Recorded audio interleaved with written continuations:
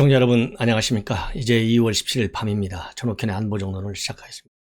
여러분들 정치권에 지금 태풍이 불고 있어요. 이 태풍의 원인은 바로 민정수석을 건너뛴, 즉 민정수석을 패싱한 박범계의 고위 검사 인사 때문에 촉발이 됐습니다. 그래서 여러 가지 설들이 많이 나왔고 청와대에서 입장을 구체적으로 밝히지 않았는데요. 중앙일보에서 이 청와대 고위 관계자를 인용해서 대대적으로 보도하고 나섰습니다. 그리고 신현수 수석이 최근에 주변 이 지인들에게 한 얘기를 또 집중적으로 취재해서 보도하고 있어요. 이것을 보면 청와대 입장과 그리고 신 수석의 입장을 우리가 충분히 짐작할 수 있고 여권 내 시각도 충분히 알 수 있어요. 이것을 제가 이 압축해서 말씀을 드린다면 여러 가지로 신현수 수석이 왜 사의를 표명할 수밖에 없었는지 여러 가지 해석들이 계속해서 나오고 있잖아요. 이것을 이제 한마디로 쉽게 정리하면은 역할이 인정받지 못했다는 거예요. 그러면 이 공직자든 자연인이든 자기의 자존심이 상하면요 존재 의미를 찾지 못하잖아요. 그렇다고 본다면 존재 의미를 찾지 못하는데 왜 그 자리에 앉아있을 사람이 누가 있겠어요? 누구든지 국가기관도 또 이 개인도 다 그 국가기관의 명예와 자존심이 있는 것이고 개인도 마찬가지입니다. 그렇기 때문에 신현수 수석이 이렇게 굉장히 합리적이고 원칙주의적인 사람인데 그런 신현수 수석이 이렇게 사의를 한 번도 아니고 두 번, 세 번씩이나 표명했다는 얘기는 그만큼 정상적인 의사정책 결정 과정이 이루어지지 않고 있다는 거예요. 그러다 보니까 이 고위 검사장 인사와 관련해서 법무부 장관이 물론 대처권을 행사하지만 당연히 청와대 민정수석의 의견을 듣고 조율할 수밖에 없어요. 왜냐하면 민정수석이 자기 개인 의견을 제시하기는 어렵지 않습니까? 사전에 또 대통령과 다 조율을 통해서 이 민정수석이 자기 의견을 제시하게 돼 있고 또 이 민정수석은 더군다나 지금 민정수석 같은 경우에는 굉장히 합리적인 사람이기 때문에 대통령 의견도 들을 것이고 또 박범계 의견도 들어볼 것이고 윤석열 총장 의견도 듣는다. 거기서 본인이 판단하는 이 객관적 그리고 이제 주관적 기준에 볼 때 그리고 국민의 눈높이에서 볼 때 왜냐하면 청와대에 들어가기 전에 추미애가 인사를 어떻게 해서 잘못해가지고 윤석열 총장의 갈등이 결국은 현 정권에 얼마나 큰 정치적인 짐을 줬는지 다 아는 사람이잖아요. 그렇기 때문에 들어갈 때부터 문재인 대통령한테 조건을 걸고 들어갔다는 거 아니겠어요? 그런데 이런 걸어 놓았던 조건 중에 가장 큰 하나가 검찰과 그 다음에 법무부 간의 갈등, 본인의 역할을 인정해달라 이런 거 아니겠어요? 그래서 제가 건의하는 말씀은 좀 대통령께서 많이 좀 받아주십시오. 이런 얘기를 했겠죠. 그런데 이것이 전혀 먹히지 않았어요.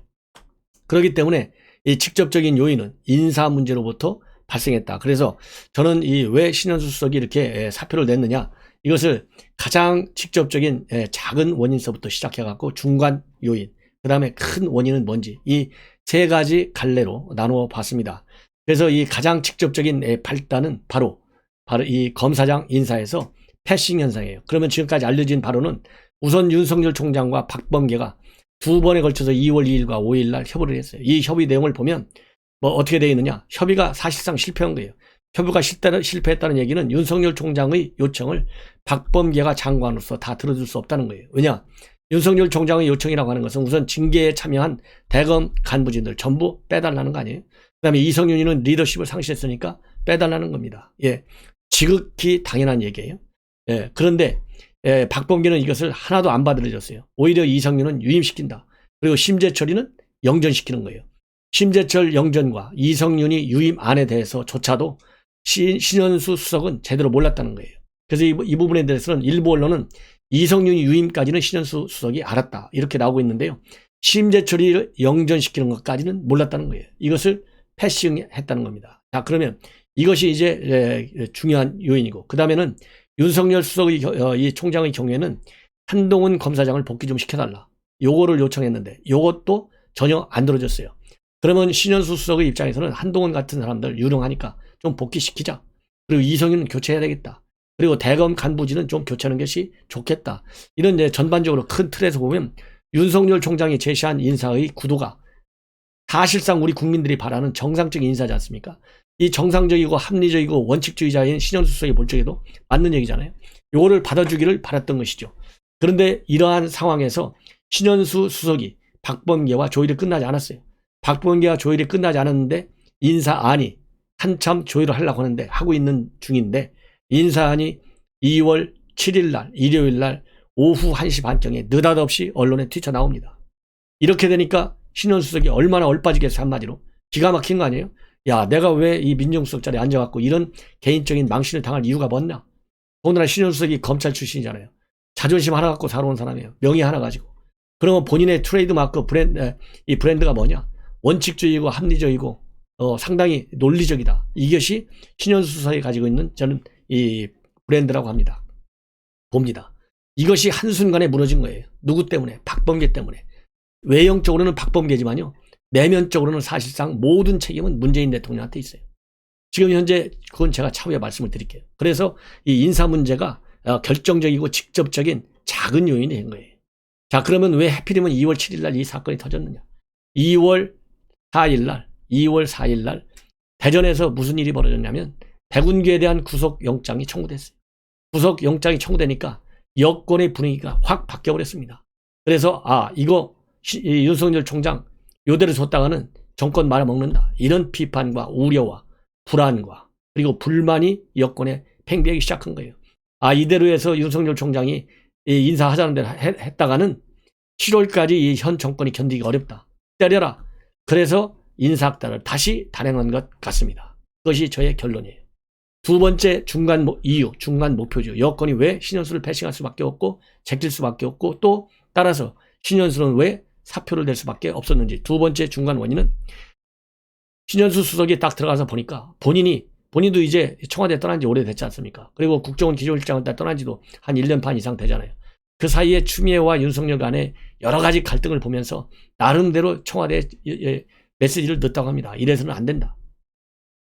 그리고 윤석열 총장의 관계는 형아우하는 호용호재지간이에요. 굉장히 가깝습니다. 이거 언론에 다 나와 있잖아요.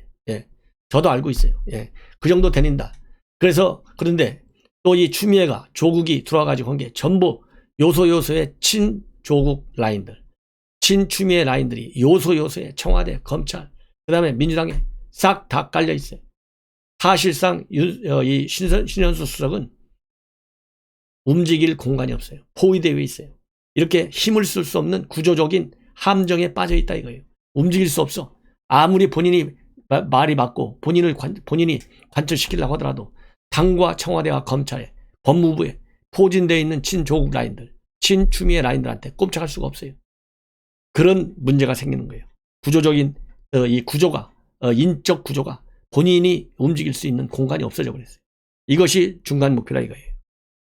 그 다음에 또 중간 목표 두 번째 거는 뭐냐면 지금 여당 내에서는 말이죠. 이 추미애발, 이 개혁. 왜냐하면 추미애가 윤석열 쫓아내려고 했는데 쫓아내는데 실패했잖아요. 윤석열 총장이 7월까지 살아있지 않습니까? 그 사이에 중요한 현안 사건들이 다뤄져 있어요.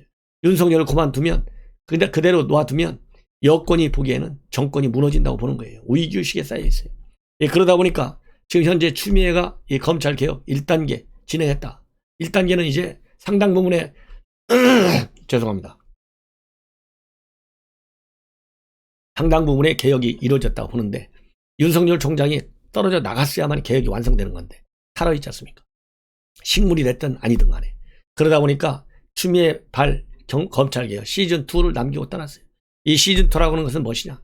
추미애가 그렇게 주장했던 게 뭡니까? 검찰, 기소권과 수사권을 동시에 갖는 것은 용납할 수 없다. 떼어내야 되겠다. 이걸 하려다가 떠나버렸어요. 그래서 그것을 이낙연 대표의 강력한 지원하에 검찰개혁 특위를 개편해가지고 윤호중 법사위원장을 위원장으로 해가지고 19명의 민주당 의원들, 강성 의원들이 포진해 있어요.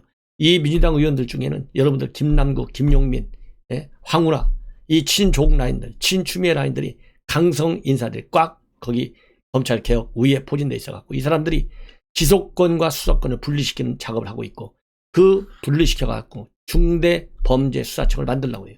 이거를 전반기에 모든 입법 조치를 완료해서 늦어도 내년 초까지는 발족시키겠다고 하는 것이 그들의 스케줄로 되어 있습니다. 이러다 보니까 팔은 안으로 굽지 않습니까? 그리고 이 수사권과 이 기소권을 그러지 않아도 검경 수사권 조정 때문에 검찰에는 6개 수사권만 가지고 있어요. 부패, 경제, 공직자, 선거, 그 다음에 방사청, 방산산업, 비리 문제, 대형 참사 문제 이렇게 6가지 범죄에 대해서만 검찰이 수사권을 갖게 돼 있는데 이것마저도 지금 여당 눈에는 줄 수 없다는 거예요. 이거 뺏어오겠다는 겁니다. 그래서 중대범죄수사청으로 넘기겠다는 거예요. 그래서 이 검찰에서는 기소권만 가게 하겠다는 것이 여당의 지금 검찰개혁 시즌2예요. 이러다 보니까 신현수 수석이 볼 때 이 검찰을 갖다가 완전히 허수아비 이슬람화나 하는 허수아비 조직으로 만들는 거. 검찰 이 출신이 볼 때 얼마나 많이 이게 기가 막히겠어요. 저같이 법을 아무리 모르는 사람이 본다 하더라도 이건 상식에 반하는 대한민국 최고의 헌법상 기관이 검찰인데 헌법상 기관에서 수사권과 기소권을 다 뺏어온다? 이게 말이나 되겠어요? 그리고 이제 서방 선진 이 민주국가들의 이 사례를 보더라도 그런 사례가 어디 있습니까? 검찰이 수사권과 기소권. 중국도 말이죠. 중국이 어떤 나라예요? 노동당 일당 독재 사회주의 국가잖아요. 거기도 검찰이 수사권과 기소권을 가지고 있어요. 거기도 공수처 같은 기관이 하나 있어요. 그러나 국가감찰위원회가 있지만 대한민국 국가감찰위원회는 대한민국 공수처는 수사권과 기소권을 가지고 있지만요. 중국 같은 경우에는 수사권만 가지고 있지 기소권은 다시 다 검찰에다 주고 있어요. 공산 독재 국가인 중국보다도 더 독재식 수사기관을 설치하겠다는 게 민주당의 시즌2예요. 이러니까 신현수 수석이 볼 때는 이런 검찰 개혁을 용납할 수 있겠습니까? 신현수 수석은요, 주 유엔 대표부에 근무하면서 법무협력관으로 근무했어요. 국제사회의 서방 선진국가들이 검찰 제도가 어떻게 되어 있는지 너무나 잘 아는 사람이에요. 그러니 이러한 신현수 수석이 볼 때 이러한 검찰 개혁안에 대해서 이해가 가냐 이거예요. 불만이 갈 수밖에 없어요. 이 대목에서도 내가 민정수석으로서 앉아 있어갖고 도대체 할 일이 뭐가 있냐? 와보니까 하나도 없다. 사표 내야 되겠다. 저라도 사표 내죠. 저 같으면 2번씩 사표 냈으면 아예 출근 안 해요. 그래도 신현수 정도 되는 양반이니까 그래도 대통령 체면 봐가지고 출근하고 있는 거예요. 회의에 참석하고. 저 같으면 아예 사표 내고 딱 정리해버립니다. 예. 용납할 수 없지 않습니까? 법치주의를 무너지는데 무슨 타협의 여지가 있어요? 전 세계 유례 없는 공수처를 만들어 놓은 정권이지 않습니까? 예. 그래서 앉아있을 이유가 없다. 이것이 중간 이유고 중간 목표예요. 중간 이유예요. 신현수 수석이 사표를 낼 수 없는 중간 이유가 바로 여권에서 볼 때는 신현수를 잘라낼 수밖에 없는, 보고 패싱할 수밖에 없는 중간 목표가 되는 거예요. 역으로. 그 다음에 이제 큰 이유는 바로 뭐냐. 여권 입장에서는 이렇게 해가지고 윤석열이 식물총장으로 만들어가지고 이성윤을 유임시켜서 검찰총장 1호 후보로 올려가지고 7월에 밀어 올리는 거예요. 그래가지고 꽃가마를 태워가지고 모든 이 사법 리스크를 전부 제거해버리는 거예요. 그야말로 호의호식할 수 있는 검찰 인사를 하는 겁니다. 7월달 딱 되면. 그러기 위해서 이러한 이 검찰 개혁과 인사를 하고 있는 겁니다. 그러면 신현수 수석이 바보냐고요? 그야말로 법률 전문가인데 이것이 저 같은 사람의 눈에도 뉴스만 봐도 다 보이는데 신현수 수석은 내부에서 정보를 가지고 있는 사람인데 그걸 모를 리가 있겠어요? 그러니까 잘해 먹어라. 나갈 수밖에 없는 거예요. 자, 이러다 보니까 지금 현재 이 청와대에서 이 사실상의 입장문이나 이건 마찬가지예요. 고 인사가 중앙일보 기자하고 인터뷰를 통해서 밝힌 내용입니다. 여기서 보면 제가 지금까지 정리해드린 얘기하고 비슷해요. 이렇게 직접 코트에서 여러분들께 참고적으로 말씀을 드리겠습니다. 예. 지난 7일 발표된 인사 과정에서 법무부와 검찰의 견해가 달랐다. 이를 조율하는 과정에서 이견이 있었다. 맞지 않습니까? 이견이 있었다. 그 과정에서 민정수석이 사의를 몇 차례 표시했다. 법무부와 검찰이 원하는 인사 방향이 달라서 민정수석이 중재하려고 했는데 중재가 진행되던 중에 인사가 발표돼 버리면서 신수석이 사의를 표한 것이다. 딱 맞잖아요. 네. 그러면서 박 장관이 자기 주장을 관찰하는 절차가 의지대로 진행됐고 인사 발표 전 대통령의 제거가 있었던 것은 사실이다. 그렇지만 구체적인 제거 과정에 대해서는 의사결정 과정을 낱낱이 공개하는 것은 적절하지 않다. 이러면서 박 장관이 신수석의 반대를 피하기 위해서 인사하는 민정수석실을 통해 제청한다는 청와대의 업무 프로세스까지 어기면서 문 대통령에게 재가를 사실상 직접 요청한 것으로 보인다. 박 장관이 문 대통령에게 직접 연락을 취해 인사안을 보고했거나 또는 신수석에게 지극히 형식적인 제청안만을 보낸 뒤 중요한 내용은 문 대통령에게 따로 보고했을 가능성이 있다. 그래서 이 문 대통령은 박 장관 보고를 받고 수석실과 협의가 이루어진 것으로 보고 제청안을 즉각 제거했다는 설명이잖아요. 자, 여기에 문제가 있는 거예요. 여기에. 자, 그러면 지금 문재인 대통령이 대통령 처음 합니까? 그래도 비서실장도 하고 민정수석도 하고요. 시민사회 수석도 한 사람이에요. 청와대를 누구보다 잘 아는 사람이에요. 본인이 비서실장 보좌관까지 했지 않습니까? 대통령이 어떻게 하는지 다 봤어요. 그리고 현 정부 들어와서 지금 4년째 청와대를 지키고 있어요. 4년 가까이. 5월 되면 4년이 되잖아요. 그러면 인사 문제 가지고 추미애하고 윤석열 총장과 얼마나 난리쳤는지, 이 세상을 얼마나 말하자면 뒤집어 놨는지 누구보다 잘 알잖아요. 그런데 박범계가 직접 갖고 왔던 이광철 수석을 통해서 인사안을 뒤밀어 갖고 사인을 받아냈던 이것을 신수석하고 협의가 된 것으로 알고 사인했다? 이러면 대통령을 말이죠. 완전히 허수아비 대통령, 무능한 대통령으로 청와대 보좌관들에 찍어 누르는 거랑 똑같아요. 이런 대통령이 어디가 있습니까?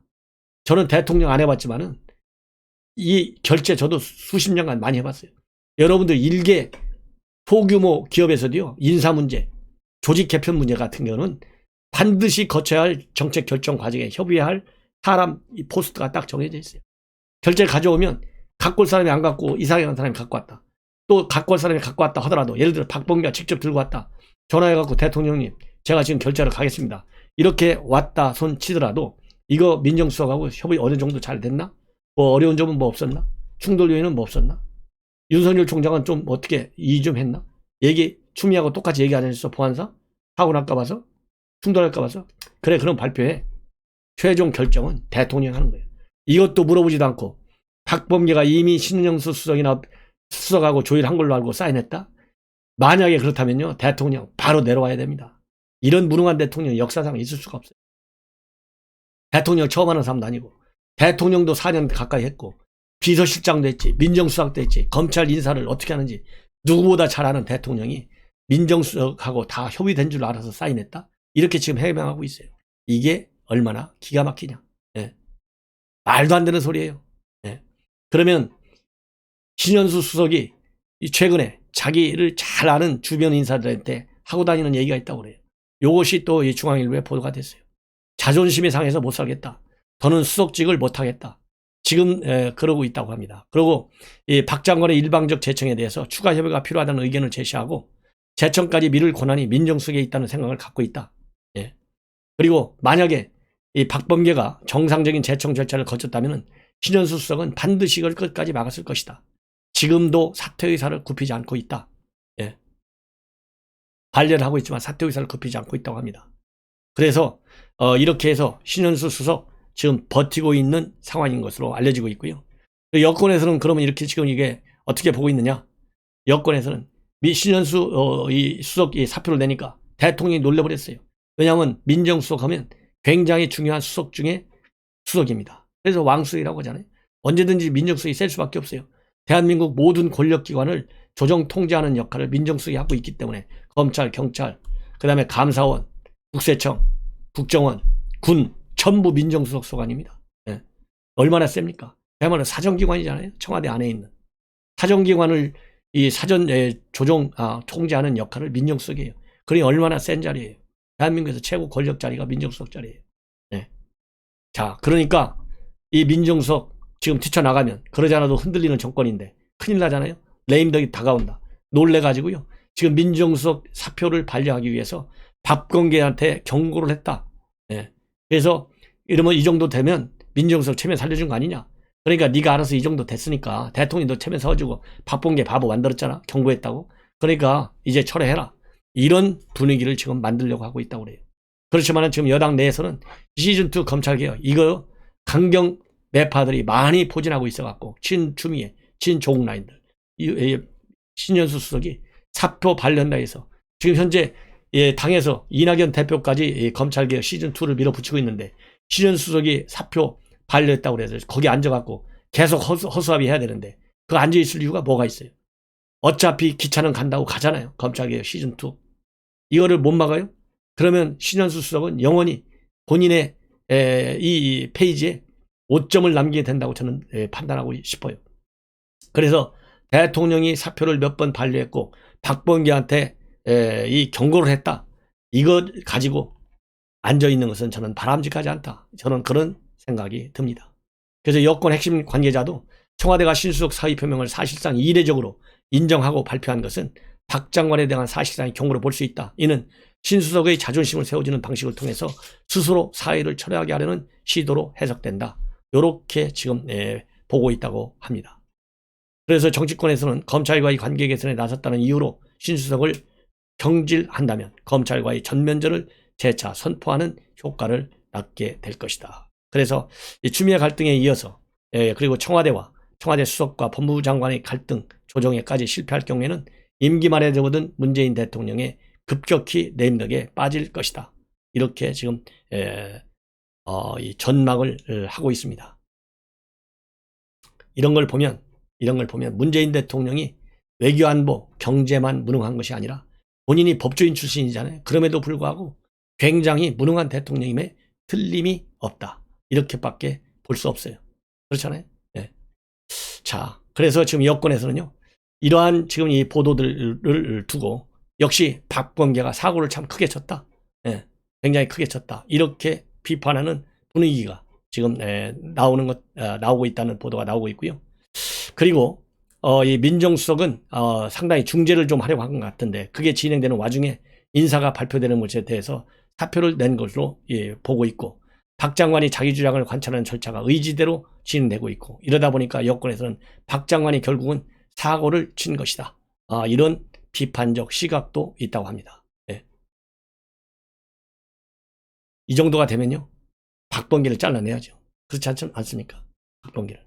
더군다나 문재인 대통령이 검찰에 대한 불신이 굉장히 큰데 그나마 검찰 출신 중에서는 신현수 수석 하나만 믿고 있을 정도로 굉장히 아끼고 있다고 합니다.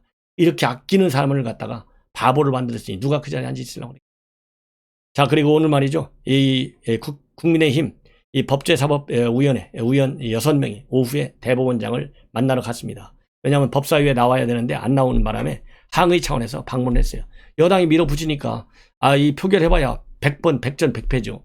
그러니까 열받아가지고 이제 대법원장한테 가서 당신 사표 내라. 사표 내겠습니까? 사표 낼 의향이 없다는 것만 다시 확인하고 돌아섰다. 이런 보도가 나와 있는데요. 참 기가 막힌 현실이 아니겠어요? 이 정도가 되면 시청자 여러분들, 지금 검찰발, 그 다음에 법무부발, 청와대발, 그야말로 레임덕이 오는 것을 두려우는 게 아니라 이미 왔다는 것을 인정하라. 이렇게 주장하면서 이 방송을 마치고요. 또 중요한 뉴스 여러분들께 계속해서 보도해 드리도록 하겠습니다. 시청자 여러분, 이것으로 제 방송을 마치겠습니다. 많은 시청 당부드립니다. 감사합니다.